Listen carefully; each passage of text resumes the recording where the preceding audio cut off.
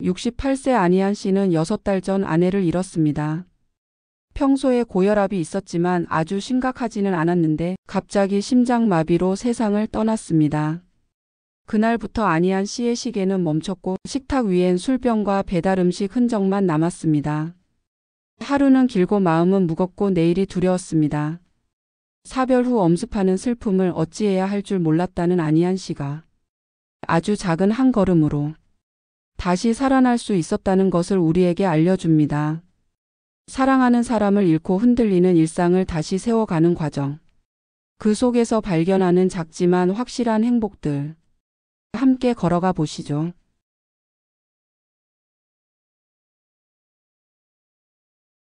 아내가 떠난 지 벌써 6달이 지났습니다.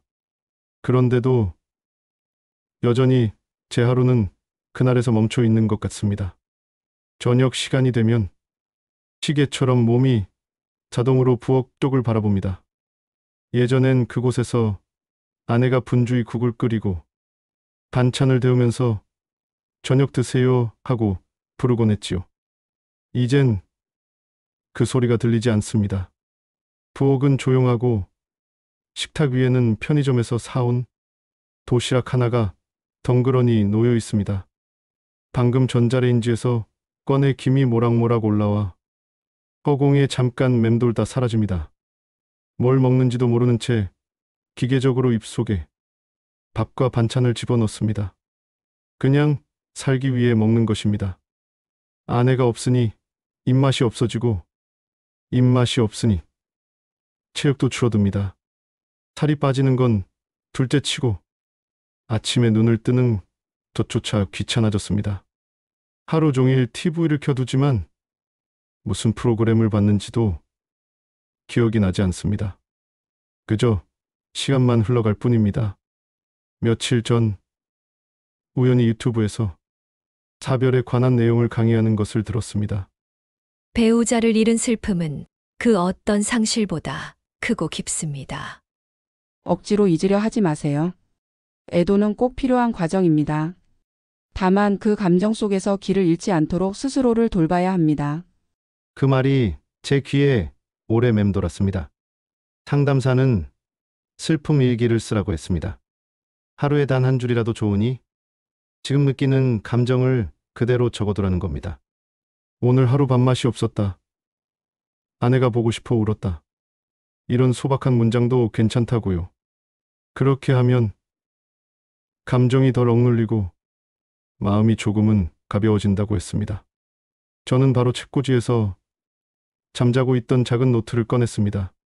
첫 장에 이렇게 적었습니다.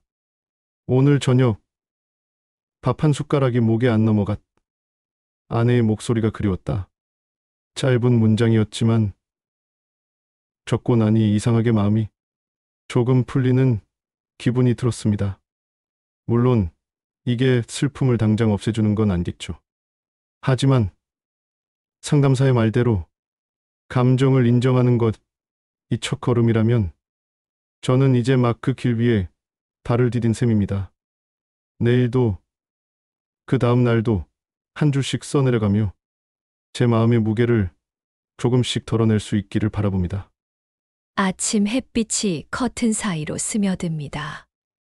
예전 같으면 아내가 창문을 활짝 열고 공기 좀 바꿔야지 하며 방 안을 환하게 만들었겠죠. 하지만 이제는 그 손길이 없습니다. 눈을 떴는데도 몸은 그대로 침대에 붙어 있습니다. 시계 초침 소리가 멀게 들립니다. 오늘은 뭐 하지? 라는 생각이 아니라 오늘도 어떻게 버티지? 라는 생각부터 듭니다. 억지로 일어나 거실로 나가지만 풍경은 늘 같습니다. TV는 어제 켜둔 채로 여전히 돌아가고 테이블 위엔 어젯밤에 마시다 남긴 컵이 놓여 있습니다. 시간이 멈춘 듯 집 안 공기는 무겁게 가라앉아 있습니다. 어느 날 노년기 우울증 초기 증상, 무기력과 무관심이라는 제목의 다큐 프로그램을 시청하였습니다.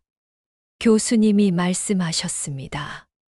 아침에 일어나는 것이 힘들고 좋아하던 일에도 흥미가 사라졌다면 이는 우울증의 신호일 수 있습니다. 특히 배우자 사별 후의 우울은 자연스러운 슬픔과 병적인 상태를 구분하기 어렵기에 조기 대처가 중요합니다. 문득 저는 그 신호에 해당한다는 걸 깨달았습니다. 요즘 들어 하루 종일 같은 옷을 입고 거울을 보는 횟수도 줄었습니다. 식사도 청소도 미뤄두고 전화가 와도 받기 귀찮을 때가 많습니다. 그날 오후 복지관 심리상담사에게 전화를 걸었습니다. 제 이야기를 잠시 듣더니 상담사는 이렇게 말했습니다. 지금은 큰 변화를 바라지 마세요. 대신 아주 작은 루틴을 만들어 보세요.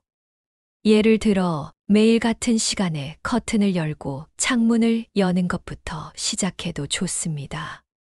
저는 그 말이 의외로 가볍게 들려서 물었습니다. 그게 무슨 도움이 될까요? 상담사는 웃으며 대답했습니다.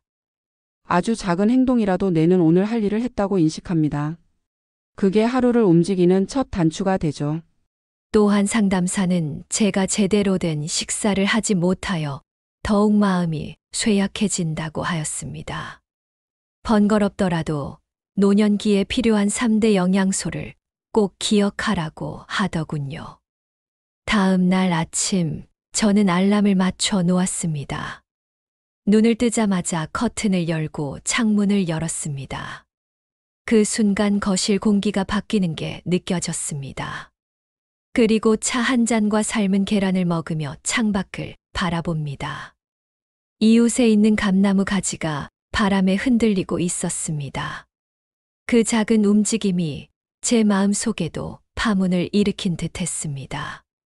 노년기에 특히 필요한 3대 영양소는 다음과 같다고 하더군요.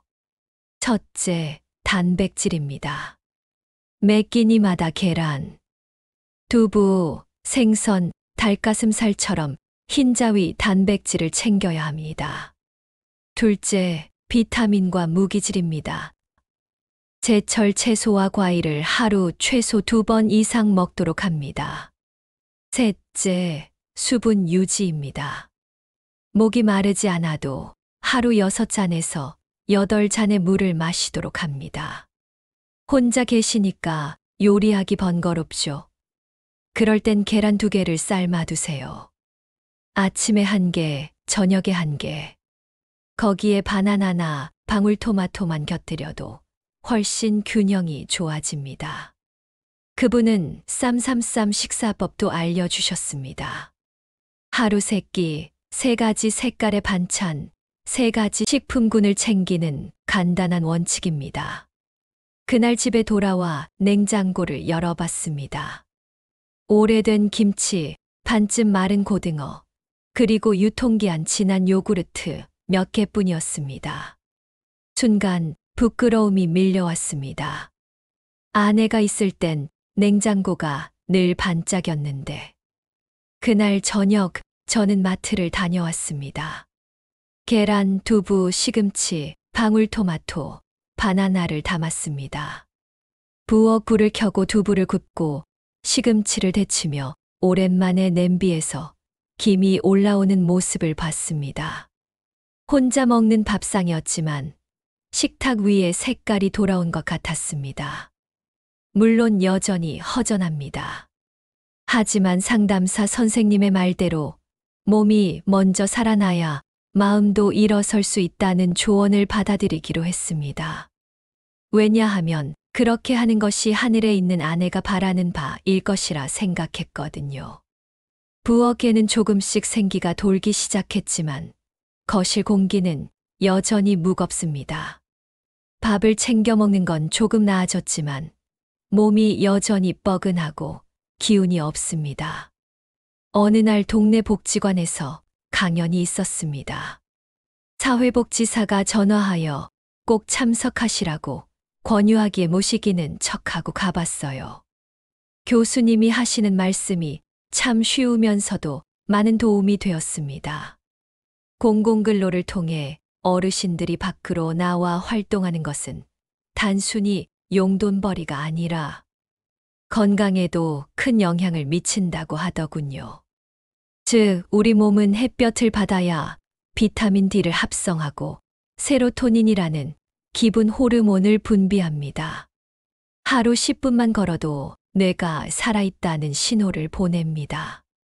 우울감이 서서히 풀리고 수면도 개선된다는 말씀이 크게 와 닿았습니다. 저는 바로 다음 날부터 산책을 시작했습니다. 정말 그랬습니다. 10분이 지나니 뺨이 따뜻해지고 가슴이 조금은 시원해졌습니다. 오랜만에 숨을 깊게 들이마셨습니다. 아, 바람이 이런 맛이었던가가. 집으로 돌아오는 길, 마주친 이웃이 오랜만이네요 하고 웃으며 인사했습니다. 짧은 대화였지만 마음이 조금 가벼워졌습니다. 그날 밤은 오랜만에 깊이 잠들 수 있었습니다. 다음 날 아침 알람이 울리자 제일 먼저 한 일은 창문을 열고 날씨를 확인하는 것이었습니다. 오늘은 어디로 걸어볼까 하는 생각이 들었습니다. 아직도 아내의 빈자리가 아프지만 바깥의 공기와 햇빛이 제 하루를 조금씩 움직이고 있었습니다. 그날 아침 창문을 열어 환기를 시키고 있는데 문득 현관 쪽에서 똑똑 하는 소리가 났습니다. 문을 열어보니 옆집에 사는 김 씨였습니다. 이한 씨, 오늘 벼룩시장 구경하러 갈까 하는데 같이 갈래요? 순간 당황했습니다. 집 밖에 나가는 건 아직 버겁고 복잡한 시장은 더더욱 자신이 없었습니다. 아, 저는 그냥 집에 있으려고요. 제가 멋쩍게 웃으며 대답하자 김 씨는 괜찮다며 말했습니다. 그럼 커피라도 한 잔 해요. 우리 마당에서. 잠시 후 우리는 작은 플라스틱 테이블에 마주 앉았습니다. 그동안 왜 이렇게 안 보였어요? 얼굴이 반쪽이 됐네. 저는 그냥 웃어 넘기려 했지만 문득 마음이 풀리며 아내 이야기를 꺼냈습니다. 사별 후의 허전함, 식탁 위의 공허함, 그리고 며칠 전 시작한 산책까지. 김 씨는 조용히 들으면서 고개를 끄덕였습니다. 누군가와 함께 이야기할 수 있으면 훨씬 나아진다면서 자신의 이야기도 했습니다. 얼마 전 무심코 들었던 어느 교수님의 말씀이 기억났습니다. 노년기의 사회적 관계를 유지하는 것은 약보다 강력한 건강 지표입니다. 정기적으로 대화할 사람이 있는 노인은 우울증 발병률이 절반 이하로 줄고 평균 수명도 길어집니다. 짧은 대화였지만 커피 향이 유난히 따뜻하게 느껴졌습니다. 말 한마디, 눈빛 한 번이 이렇게 사람을 살릴 수 있다는 걸 새삼 깨달았습니다. 그날 이후 저는 김 씨와 일주일에 한두 번씩 커피를 나누거나 식사를 같이 하기로 했습니다.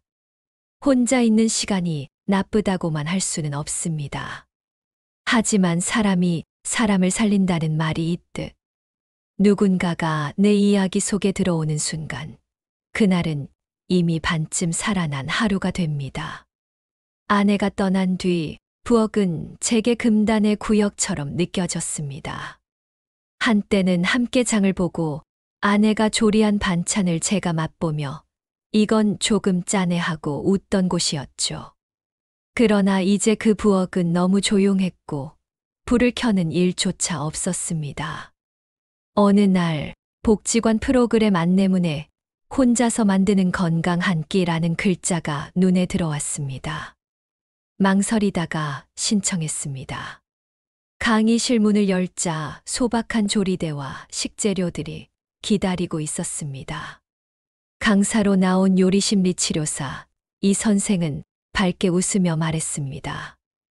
요리는 단순히 음식을 만드는 게 아닙니다. 재료를 손질하고 불을 켜는 과정에서 마음이 움직입니다. 혼자라도 부엌에 불을 켜는 건 내 삶에 불을 켜는 거예요. 그날의 메뉴는 계란국과 참치김치볶음이었습니다. 계란을 풀어 국물에 부으니 노란 빛이 퍼지고 김치와 참치를 볶자 고소하고 매콤한 냄새가 번졌습니다.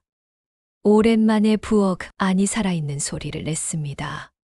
지글지글 소리가 귀에 기분 좋게 박히고 냄비에서 올라오는 김이 제 마음속 얼음을 조금 녹이는 것 같았습니다. 이 선생은 말했습니다. 혼자 먹는 밥이라고 대충 차리지 마세요. 식탁에 색깔이 생기면 기분도 달라집니다. 한 끼를 준비하는 시간은 나를 돌보는 시간입니다. 집에 돌아와 부엌 불을 켰습니다. 계란국을 다시 끓이고 김치볶음을 데웠습니다. 식탁 위에 흰 접시와 파란 그릇을 놓고 방울토마토를 곁들였습니다. 혼자 앉아 젓가락을 들었지만 이상하게 허전함보다 잘했다는 뿌듯함이 더 크게 느껴졌습니다. 그날 이후 저는 일주일에 두세 번은 직접 부엌에 불을 켭니다. 재료를 씻고 썰면서 아내와 함께했던 대화를 떠올리기도 하고 가끔은 새로운 레시피를 시도하며 웃기도 합니다. 아내가 떠난 빈자리는 여전히 큽니다. 하지만 부엌 불을 켜는 순간 저는 혼자가 아니라 살아있는 사람이라는 걸 느낍니다. 그리고 그 작은 확인이 하루를 다시 살아낼 힘이 되어줍니다. 아내가 있었을 땐 하루 일정이 자연스럽게 흘렀습니다. 아침엔 함께 식사를 하고 오전엔 시장을 다녀오거나 은행에 들르고 오후엔 집안일을 나눠 하며 하루를 채웠습니다. 그러나 혼자가 된 뒤로는 모든 일정이 흐트러졌습니다.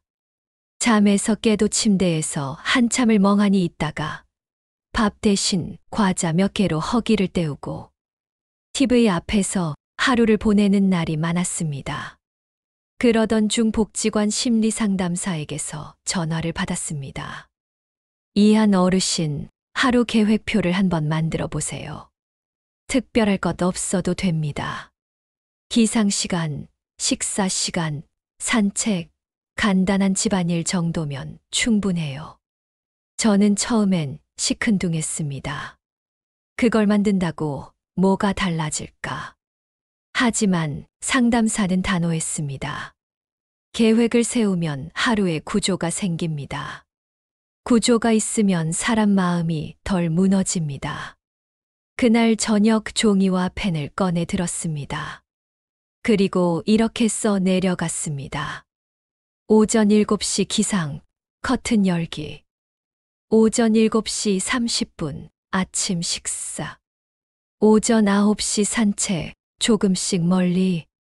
오전 10시 부엌 정리. 오후 2시 책 읽기 30분.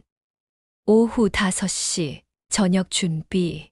오후 8시 TV 드라마 시청. 오후 10시 취침. 다음 날 적힌 대로 움직여 보았습니다. 아침에 알람이 울리자 침대에서 바로 일어나 커튼을 열었고 부엌에서 계란과 토마토로 간단한 아침을 먹었습니다. 산책을 하고 돌아오니 시계는 아직 9시 20분. 그런데 기분이 묘하게 달랐습니다. 벌써 3가지를 해냈네. 심리상담사는 이를 작은 성취감의 힘이라고 불렀습니다. 목표를 달성하면 뇌에서 도파민이 분비돼 기분이 나아진다고 했습니다. 아주 사소한 목표라도 반복되면 자신감과 생활 의욕이 되살아납니다. 계획표를 따라 산책을 하고 책을 읽다 보니 TV를 틀어도 마음이 덜 허전했습니다. 무엇보다 하루가 너무 길게 느껴지지 않았습니다.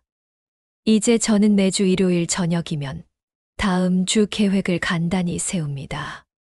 그리고 그 계획이 지켜지면 스스로를 칭찬합니다. 혼자가 된 뒤 무너졌던 하루가 다시 제 자리를 찾아가고 있습니다. 하루 계획표를 따라 조금씩 움직이기 시작했지만 저녁이 되면 여전히 마음이 허전했습니다. 거실 한쪽 장식장 위에는 아내와 함께 찍은 사진들이 놓여 있습니다. 결혼식 날, 첫 여행지에서의 웃음, 딸아이와 함께한 가족 사진. 한동안 저는 일부러 그 앞을 지나지 않으려 했습니다. 보이면 가슴이 아프니까요. 하지만 복지관에서 열린 사별 치유 모임에 갔을 때 애도 전문가 박 교수의 말이 제 마음을 바꿔 놓았습니다. 사람들은 잊어야만 앞으로 나아갈 수 있다고 생각합니다. 하지만 사랑했던 사람을 억지로 잊는 건 마음에 더 깊은 상처를 남깁니다. 잊는 게 아니라 푸는 겁니다. 기억을 삶 속에 남기는 게 치유의 시작입니다. 그날 이후 저는 장식장 앞에 의자를 놓고 앉았습니다. 그리고 사진 속 아내를 보며 조용히 말을 걸었습니다. 여보, 오늘은 계란국을 만들었어. 당신이 해주던 맛에는 못 미치지만, 말하다 보니 목이 메었지만, 이상하게 마음은 조금 편안해졌습니다. 박 교수는 이런 마음 대화법을 추천했습니다. 사진이나 물건 앞에서 오늘 있었던 일을 짧게 이야기하세요. 마치 그 사람이 여전히 곁에 있는 것처럼요. 그렇게 하면 그리움이 무겁게 가라앉지 않고 일상의 일부로 녹아듭니다. 며칠 뒤 아내가 즐겨 쓰던 머그컵에 커피를 내려 마셨습니다. 손잡이를 잡는 순간 과거의 따뜻한 아침 풍경이 떠올랐습니다. 함께 신문을 읽으며 커피를 나누던 그 시간들. 눈물이 맺혔지만 이번엔 그 눈물이 단지 슬픔만은 아니었습니다. 아내의 물건을 모두 치워버리면 덜 아플 줄 알았습니다. 하지만 이제는 압니다. 그 물건들이 제 하루의 온기를 남겨준다는 걸요. 저는 매주 한 번 장식장 앞에 앉아 아내와 이야기 시간을 갖습니다. 때론 웃고 때론 울면서도 그 시간을 마치면 마음이 조금 가벼워집니다. 아내는 이제 사진 속에만 있지만 제 삶 속에서 여전히 함께 숨쉬고 있습니다. 그리고 그것이 저를 다시 앞으로 나아가게 하는 힘이 됩니다. 아내와 함께 살던 시절, 우리는 종종 동네 경로당이나 적십자 봉사활동에 참여하곤 했습니다. 김장철이면 배추를 나르고 명절 전날이면 떡을 나눴지요. 하지만 아내가 떠난 뒤 그런 자리에 나가는 것이 쉽지 않았습니다. 사람들의 웃음과 떠들썩한 분위기가 오히려 제 마음의 빈자리를 더 크게 느끼게 할까 두려웠거든요. 그러던 어느 날 주민센터에서 전화가 왔습니다. 이한 어르신, 이번 주 금요일에 무료 급식소에서 인원이 부족한데 혹시 가능하실까요? 순간 망설였습니다. 그날은 계획표에 집안일과 책 읽기를 써놨지만 문득 한 번쯤 나가볼까 하는 생각이 들었습니다. 급식소에 도착하니 이미 몇 분이 분주하게 반찬을 담고 있었습니다. 저는 처음에는 어색하게 서 있었지만 한 봉사자가 웃으며 다가와 말했습니다. 이쪽에서 수저 세팅 좀 도와주세요. 그 한마디에 몸이 저절로 움직였습니다. 수저와 젓가락을 가지런히 놓고 반찬을 담아 나르다 보니 시간이 금방 흘렀습니다. 식사를 마친 한 어르신이 제게 고맙습니다 하며 미소를 지었습니다. 그 짧은 인사가 마음 깊숙이 스며들었습니다. 누군가에게 도움이 됐다는 사실이 제 안에 잠들어 있던 온기를 깨운 것 같았습니다. 사회복지 전문가 정 박사의 강의가 떠올랐습니다. 노년기 사회 참여는 단순한 봉사가 아닙니다. 이는 자존감 회복과 정신 건강 유지에 큰 영향을 줍니다. 특히 사별 후의 고립감을 완화하고 삶에 다시 의미를 불어넣는 역할을 합니다. 그날 이후 저는 한 달에 2번은 급식소 봉사를 하기로 했습니다. 처음엔 제 도움이 크지 않을 거라 생각했지만 매번 돌아오는 길에 느껴지는 충만함이 제 생활의 중요한 일부가 되었습니다. 봉사라는 건 거창한 것이 아니었습니다. 누군가의 식탁 위에 수저를 올려놓는 것, 물 한 잔을 따라주는 것, 그리고 맛있게 드세요라는 한마디. 그 작은 행동이 누군가의 하루를 밝히고 동시에 제 하루도 빛나게 만들었습니다. 아내가 있었다면 분명 이렇게 말했을 겁니다. 여보, 잘했네.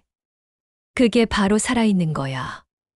이제 저는 그 목소리를 마음속에서 들으며 다음 봉사 날을 기다립니다. 이른 아침 커튼 사이로 햇빛이 스며듭니다. 예전 같으면 그 빛을 등지고 잠을 청했겠지만 요즘은 먼저 창문을 엽니다. 찬 공기가 들어오고 새소리가 멀리서 들립니다. 부엌으로 가서 커피포트를 올립니다. 물이 끓는 소리와 함께 고소한 향이 퍼집니다. 머그잔은 아내가 쓰던 걸 꺼냈습니다. 손잡이를 잡으면 여전히 익숙한 온기가 전해지는 듯합니다. 식탁 위에는 작은 화분이 있습니다. 며칠 전 시장에서 산 초록 잎식물인데 매일 아침 물을 주며 새 잎이 나는 걸 보는 게 요즘 제 가장 큰 즐거움 중 하나입니다. 커피를 한 모금 마시며 창밖을 봅니다. 어제 봉사활동에서 만난 어르신들의 얼굴이 떠오릅니다. 누군가와 나눈 짧은 인사, 웃음, 그리고 고맙다는 말들이 제 마음을 채워줍니다. 노후 생활 전문가 김 박사의 조언이 문득 생각납니다. 혼자 사는 노년이 행복하려면 3가지 습관이 필요합니다. 첫째, 하루를 여는 의식을 가지세요. 커피 한 잔, 화초 물 주기, 짧은 산책처럼 작지만 반복되는 행동이 하루를 안정시킵니다. 둘째, 사회적 연결을 유지하세요. 가족, 이웃, 봉사활동 중 어느 하나라도 꾸준히 이어가야 합니다. 셋째, 작은 성취감을 느끼세요. 청소, 요리, 취미 활동 등 완성에 기쁨을 주는 일을 하다 보면 마음이 밝아집니다. 저는 이 3가지를 하나씩 실천하고 있습니다. 아침에는 창문을 열고 커피를 내리고 주 2회 봉사활동을 하며 주말에는 새 요리를 시도합니다. 하루하루가 완벽하진 않지만 분명 예전보다 가벼워졌습니다. 아내가 떠난 뒤 한동안 제 시계는 멈춰 있었습니다. 하지만 작은 습관과 사람들의 온기가 그 시계를 다시 움직이게 했습니다. 이제 저는 내일을 기다립니다. 내일은 어떤 햇살이 들어올지, 어떤 사람이 웃으며 인사할지, 어떤 새로운 맛을 발견할지 궁금합니다. 아내는 제 곁에 없지만 그녀와 함께했던 기억이 제 안에서 여전히 숨쉬고 있습니다. 그리고 그 기억 덕분에 저는 오늘도 살아갑니다. 여보, 나 잘 살고 있어. 내일도 그럴 거야. 사랑하는 사람을 떠나보낸 슬픔은 결코 사라지지 않습니다. 하지만 그 슬픔 속에서도 우리는 살아야 합니다.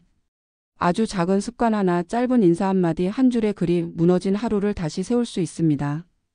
여러분도 해낼 수 있습니다. 오늘 이야기가 여러분의 내일을 움직이는 첫 걸음이 되길 바랍니다. 그리고 기억하세요. 혼자 살아도 우리는 결코 혼자가 아닙니다. 이 여정을 함께 걸어주셔서 고맙습니다. 저는 또 다른 이야기로 여러분 곁으로 다시 찾아오겠습니다. 감사합니다.